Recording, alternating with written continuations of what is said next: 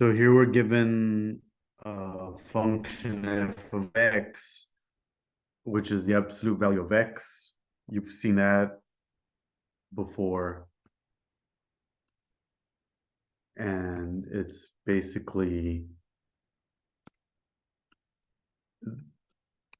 going to be a function in which you take your input and you say how far is it from zero. 1 is 1 unit away from zero. 2 is 2 units away from zero. -1 is 1 unit away from zero. -2 is 2 units away from zero.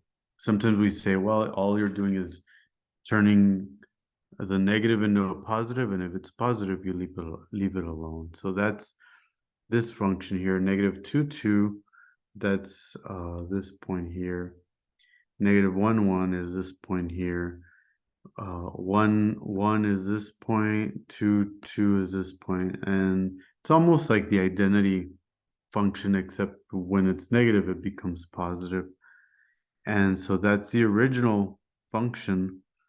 And we can take the original function and perform some transformations on it. First, we see that we're going to add 1. So whenever you add 1 inside the function, it's counterintuitive. You're actually going to move the curve left 1 unit. And so every point now becomes, or it gets moved to the left 1 unit. Everything gets moved to the left 1 unit.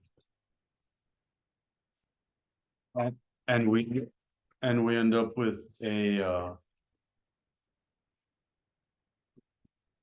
new curve.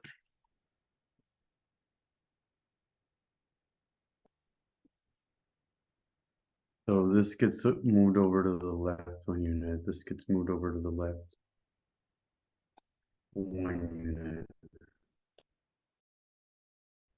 And I can move the arrows away.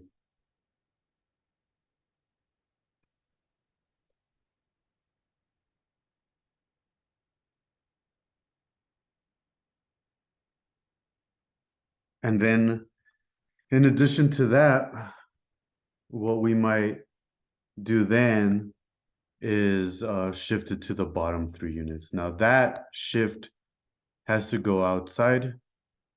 And this one, it's more obvious. If it says -3, then you go down 3. So you go 1, 2, 3, 1, 2, 3, and so on. 1, 2, 3, and you end up with your new curve where every point is 3 units down. And I guess I can erase all that. And we just basically have the new curve. And I'll just say one thing. In this case, you could have done the vertical first.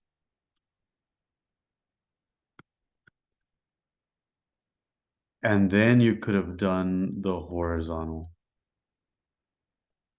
We chose to do it the other way, but that's basically how you do a transformation into both horizontally and vertically.